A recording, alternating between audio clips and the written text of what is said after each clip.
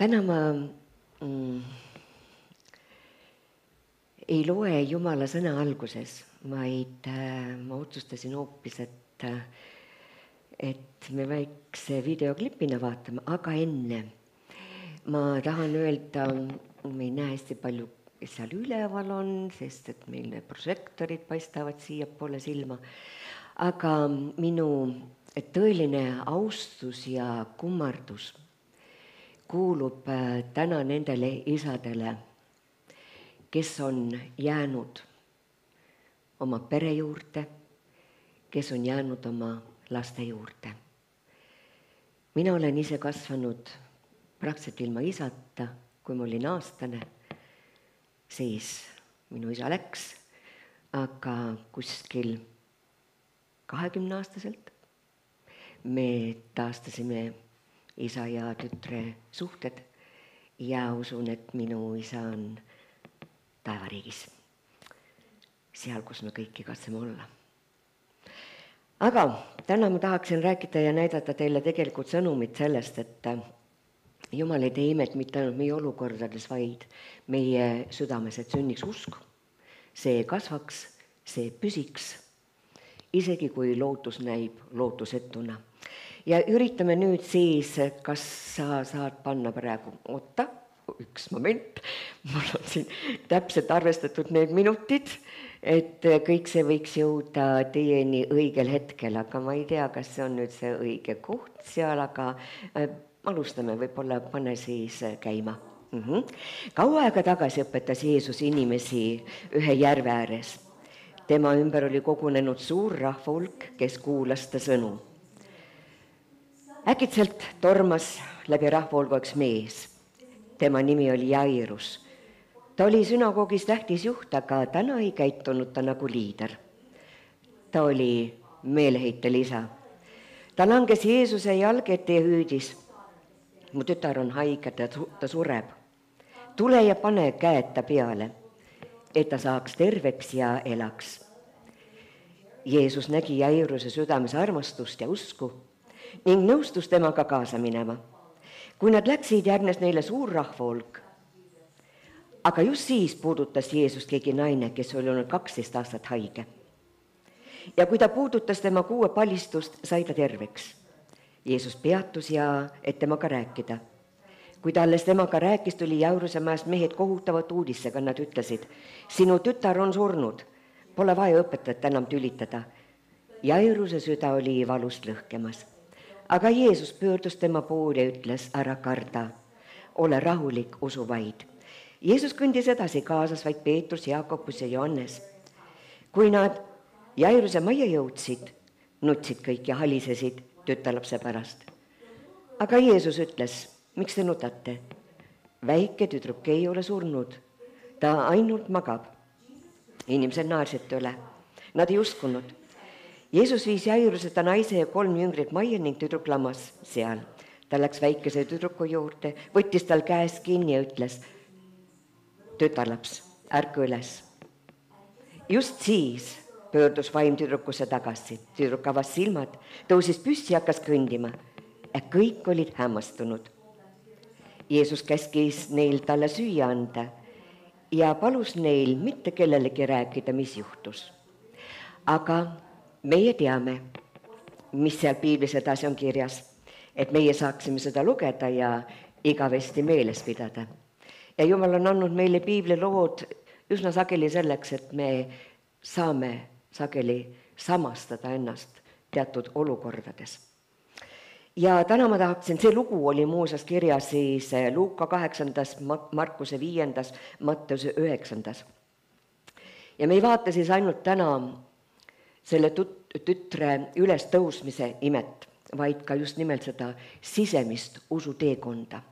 Ma tahaksin täna teile pakkuda natukene teoloogiat ja natukene praktikat.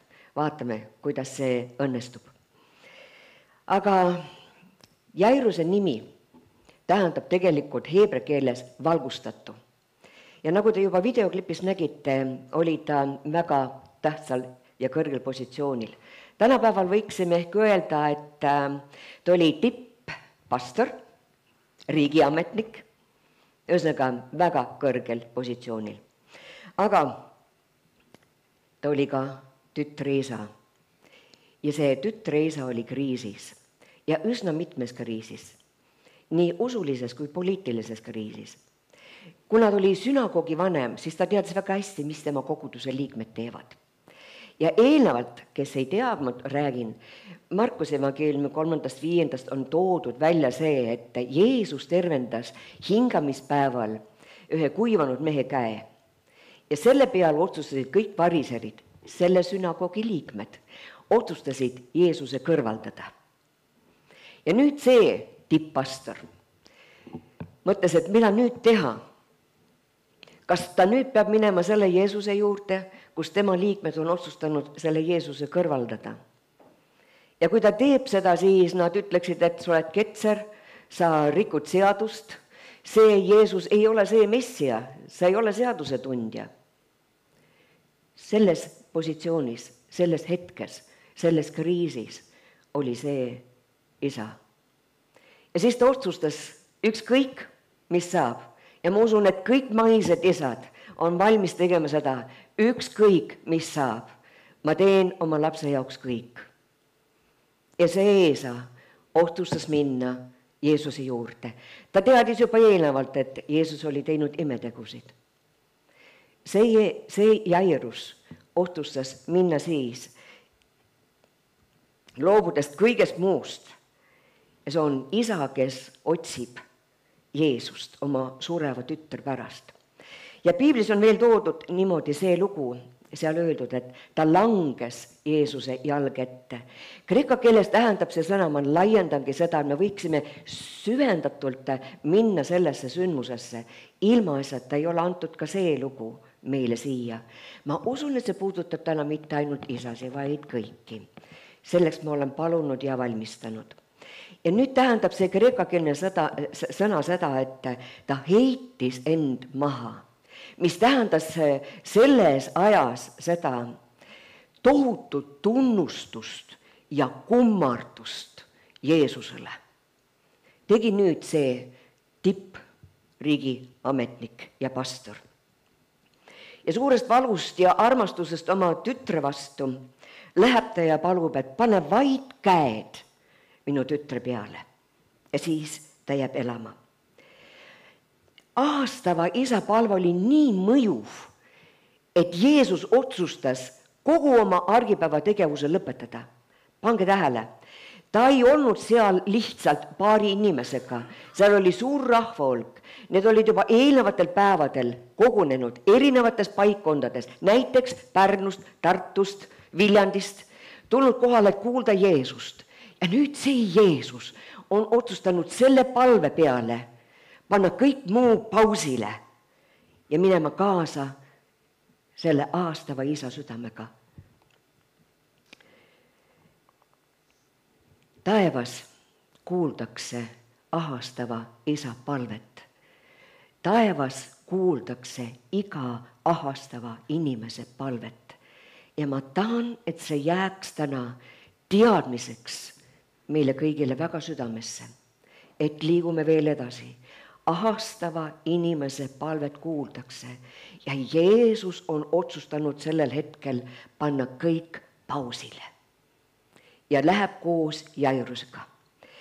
Ja nüüd, nagu te juba selle videos nägite ja teate, nüüd toimub viivitus ja meie eludes toimub väga paljudes hetkedes viivitusi, kus meie usku katsutakse läbi. Ja siin on nüüd see Jairus ja ei kujutage ette, kui sa oled nüüd isa, ema,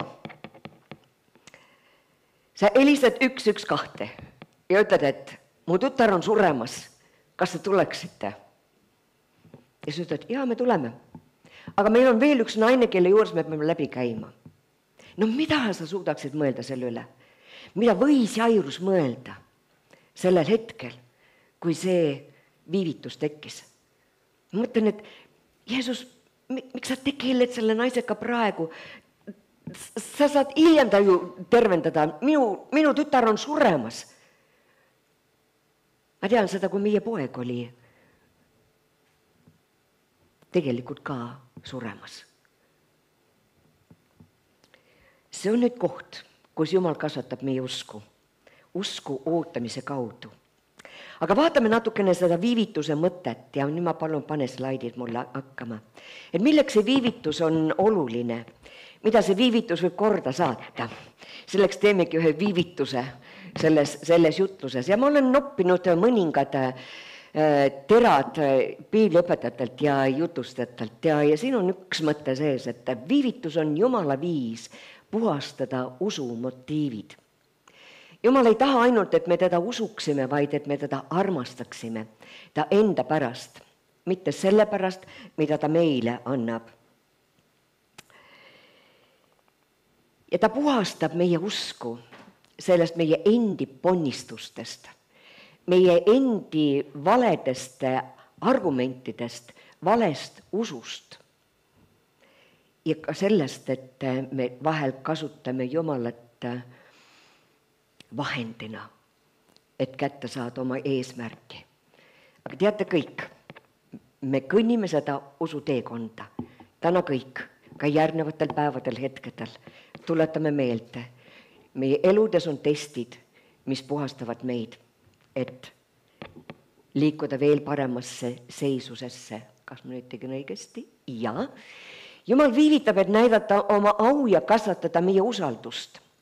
Kui Jumal ei vasta kohe, siis mitte sellepärast, et ta ei hooli, vaid sellepärast, et ta hoolib liiga sügavat, et jätta meie usk pealiskaudseks. Ja John Piper toob just välja selle, et see on tegelikult armastuslik distsipliin, mis julgustab meid Jumala ajastusse endid usaldama. Ja üks hea näide minu arust sellesse Jumala ajastusse, õigesse ajastusse, on näide Martast ja Maarjast piibelloos. Kui Lazarus oli surnud ja Jeesus kutsuti, et tule ja tee ta terveks. Ja kui Jeesus oleks tulnud nüüd kohe ja teinud ta terveks, siis oleks ülestõusmise ime jäänud saamata. Nii võib ka meie eludes olla palju neid hetki ja seiku, kus me võime olla kannatamatud ja teatud ime jääb sündimata. Viivitus testib meie usku ja kuulekust. Kui Jumal viivitab, siis ta ei ole meid hüljanud. Ta valmistab meid ette selleks, mida ta tahab anda. Ja mõtle natukene, kas sinu elus on olnud selliseid viivitusi ja hetki, kus sa tajud tegelikult, et selle taga on hoopis õnnistus. Aga rohkem ma sellesse praegu puudutada ei taha, sest ma olen juba viivitanud ja me läheme edasi. Ja viivitamine toimub nüüd siis naisega. Ma nüüd proovin natukene seda tehnikat ka, ma panen nüüd kinni. Õpin, et edaspidi sujuvamalt toimida. Ja nüüd ma loen Markuse evangeeliumist seal, kus siis see naine on Jeesust kinni püüdnud. Ja üks naine, kes oli olnud 12 aastat veritõves ning palju saanud kannatada arstide käes ja ära kulutanud kõik, mis tal oli, ega olnud saanud mingit abi, vaid pigem oli ta tõbi läinud halvemaks. Olles kuulnud lugusid Jeesusest, läks rahvahulga seast ta selja taha ja puudutas tema kuube, sest ta ütles, kui ma saaksin tema kuubegi puudutada. Ma tahaksin nüüd rõhud panna siia. Eesti keeles ei tule see välja, aga siin piiblis on öeldud, et kui ma saaksin tema kuubegi, siin tähe on heebra keeles sõna tsitsit. Jätke meelde, sest kohe ma hakkan seda selgitama. Mis tähendab tupsu, narmas tupsu, tutti. Kui ma saaksin seda kuubegi puudutada, siis ma paraneksin ja kohe kuivas ta vere lätte ja ta tundis oma ihus, et oli paranenud sellest hädast. Siin oli nüüd naine, kes oli oma günekoloogilise hädaga ja ta oli tegelikult ühiskonnast täiesti hüljatud. Ja vana seaduse järgi ja idamaade maailmas, oli veritõbine naine rituaalselt täiesti roojane. Et tal polnud lubatud puudutada teisi. Ta oli kogu kogukonnast tegelikult eraldatud ja ka perekonnast eraldatud. Ja teda peeti sageli karistatuks ja hüljatuks. Kui põlatud ta tegelikult oli. Ja ma mõtlesin, et see on tegelikult nagu see pidalitõbine, et ta ei võinud läheneda. Ja siin ta nüüd läheb. Ja ma arvan, et inimesed mitmed teadsid võib-olla, et seal tuleb keegi naine ja puudutab ja kuidas sa võid nüüd puudutada seda Jeesust. Millised mõtted võisid olla seal, me täpselt ei tea. Ja see ei ole tänase sõnumi eesmärk. Aga ma tahaksin rõhutada, siin on 2 väga sügavat teoloogilist mõtet ja usun, et ka sisemist usu teekonda puudutavat mõtet. Et taoline puudutus ei olnud juutidel üldse, see oli nende jaoks täiesti loogiline. Ja miks see oli loogiline? Sellepärast, et Piibel ütleb 4. Mooseses ja issand rääkis Moosesega öeldes, räägi Iisraeli lastega ja ütle neile, et nad on põlvest põlve teeksid enestele tutid oma 6 hõlmadele ja paneksid hõlmatuttide külge sinise nööri.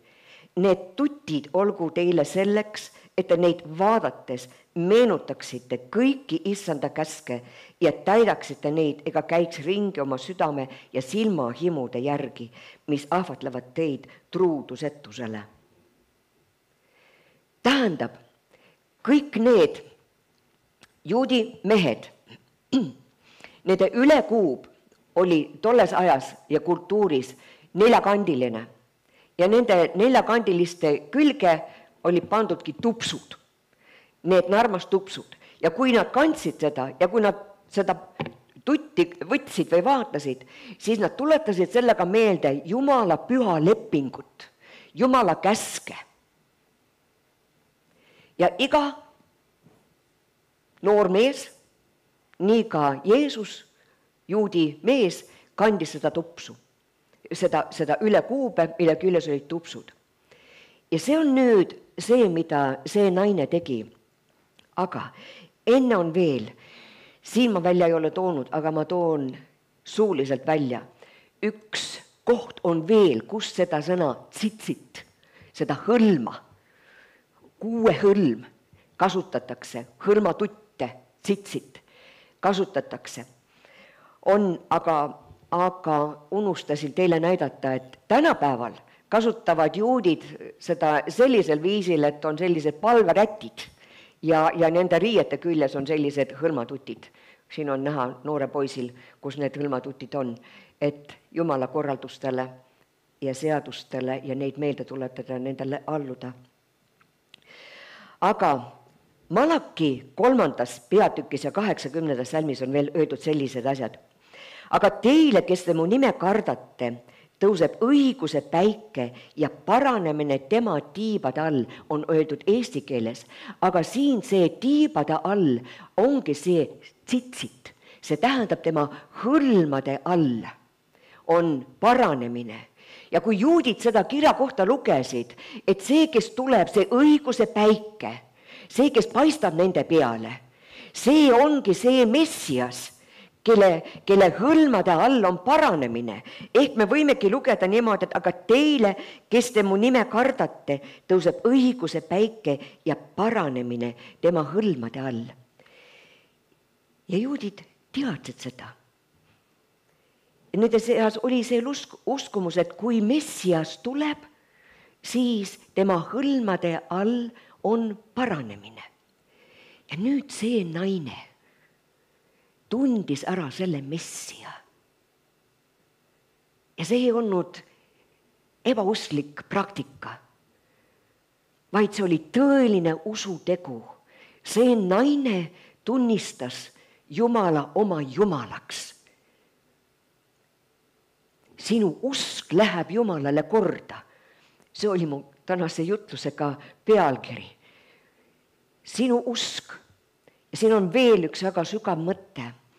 kui Jeesus pöördub nüüd, kuna see niivõrd puudutas tema südant, siis ta pöördub tema poole ja ütleb, et tütar, sinu usk on sind päästnud.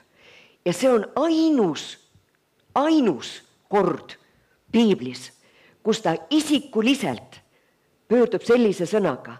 On küll piiblis sellised, et Jeruusalemma tütred ja tütred, aga isikuliselt tütar Linda. Ja see oli nii suur väärtus ja austus sellele naisele, et see naine on võetud taas sellesse ühiskonda. Ta on unikaalne, ta on püha. Keegi ei saa öelda talle, et ta on roojane, et ta on hüljatud, vaid et ta kuulub Jumala perekonda. Ta kuulub isa südamele. Ja nii on ka koguduses iga tütar ja poeg on isa südamele unikaalne. Ära lase oma mõtetesse tekkida, et sa ei ole kõlblik, et sa ei ole vajalik. Sa oled isa südamel. Aga läheme edasi selle viivitusega. Isa usku kasvatatakse. Jairus nüüd omas olukorras, ta vajas seda usku ja nii nagu me kõik vajame seda usku ja läheme edasi selle usuga. Nüüd tulevad tema juurde järgmised sõnumitoojad ja ütlevad talle, et su tütar on surnud, ära tülita enam õpetajat. Ja sel hetkel, ma usun küll, varises Jairuse süda ja kogu tema elu kokku. Aga ma imetlen seda ja tahan öelda meile kõigile ja endale samamoodi, et Jeesuse sõnad äratasid selles isa südames lootuse üles. Seda kuuldes ütleb Jeesus Jairusele, ära karda, usu ainult ja ta päästab. Ja siin taas kreekakeelne sõna, usu, tähendab tegelikult seda kestvat ja käskivat vormi. Kui sul on antud, et usu, nüüd on väga oluline, et sa jätkaksid just seda usku.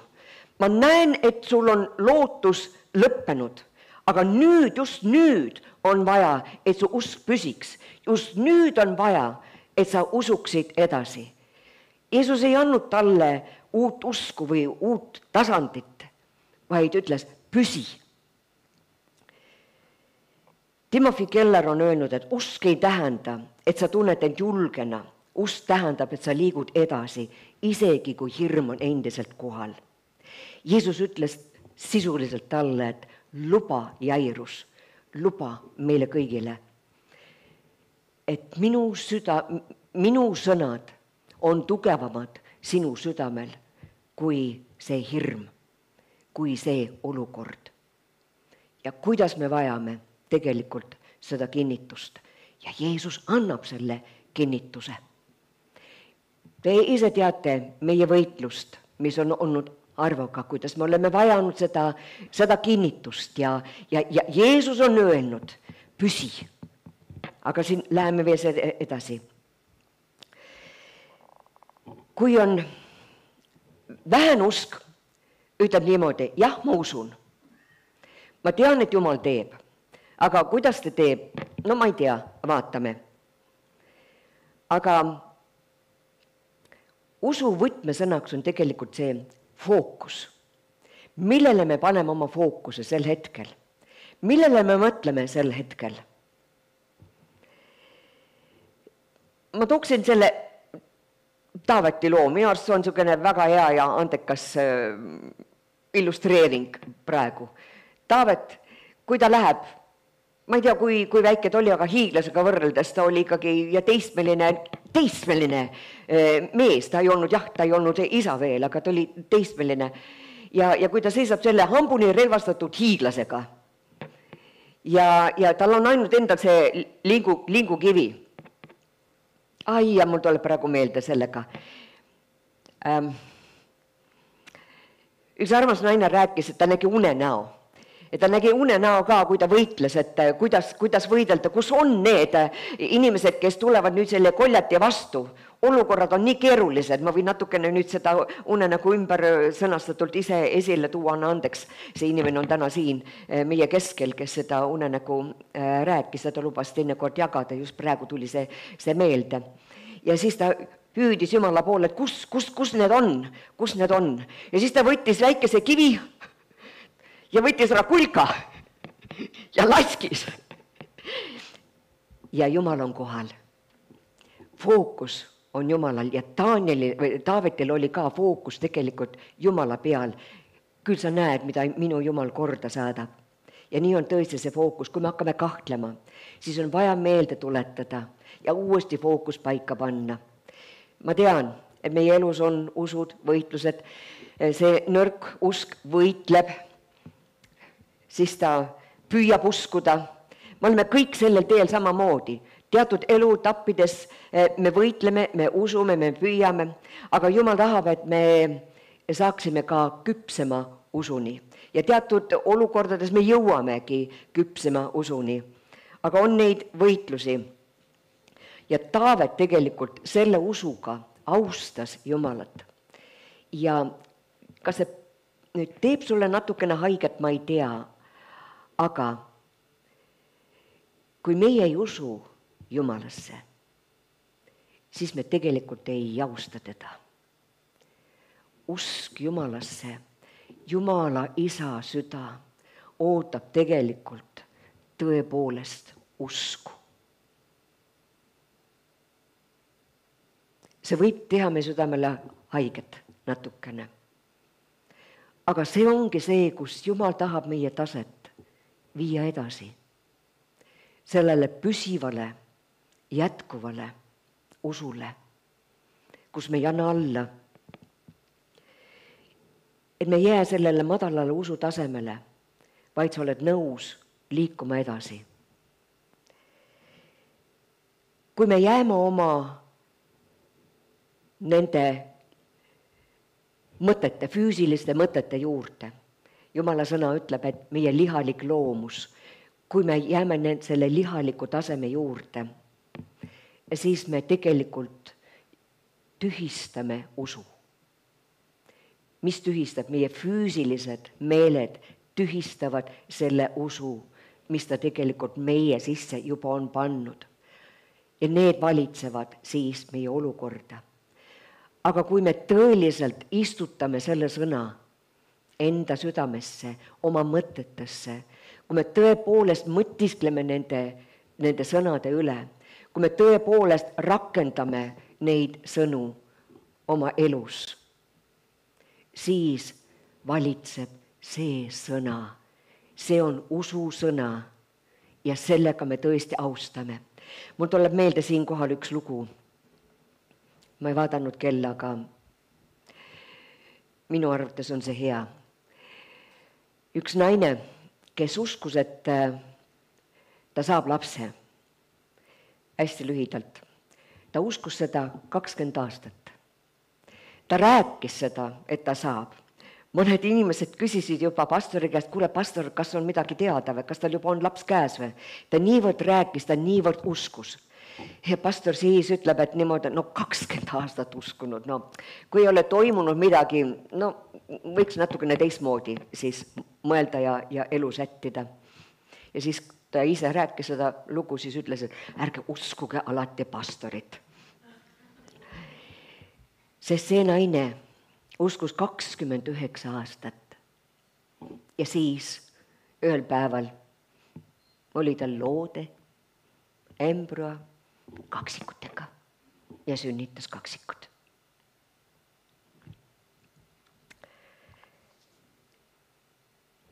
Kui me oleme kannatamatud, siis see ei toimi. Ja Jumal tahab, et me kasvaksime usus. Et meie uskmatus piirab tegelikult väga palju meie õnnetunnet, meie rõõmu, meie õnnistuse kättesaamist Jumalat. Niisiis, millist usku meie elame. Ma ei taha tühistada seda, et me elame oma elus. Ma teengi nii, ma ütlen, et oma elus. Igaüks te teate, kus teie asute. On olukordi, kus ma võitlen ja ole kätte saanud veel täit võitu. Aga ma tahan koos teiega minna sinna, mis ei ole ainult, mis heitleb ja võitleb, vaid et me puudutame oma Jumala südant selle usuga. Sest Jumal tahab, et see, mis on taevas, see tuleks ja teeks selle, mis peab ka sündima. Niisiis, Jeesus ütles, ära lõpeta uskumist. Ja Jumal kokkuvõtvalt sünnitas tegelikult Jairuse südames uue nägemuse, uue valguse. Just nii, nagu ma ütlesin, et Jairus heebrea keeles tähendabki valgustatu. Kui ta ütles, tüdruk ei ole surnud, vaid magab. Kutsus ta vaatama Jairust Jumala perspektiivist. Elu ei lõppe füüsilise surmaga. Jairuse süda sai elustatud. Ja suurim ime ei olnud siis mitte see, et tema tütar sai üles äratatud, vaid Jairuse enda südames sai tõeline valgus tulla esile. Usk sündida, jätkata ja usaldada Jumalat tema ajastuses ja tema suuremas plaanis. Jairus ei päästnud oma tütart, aga ta jäi Jeesuse juurde. Ja mitte keegi isadest ega keegi meist teistest ei saa oma lapsi päästa ega oma lähedasi päästa. Aga me teame, me saame jääda Jeesuse kõrvale. Ja ma tahaksin võib-olla kokku võtta, vaatame,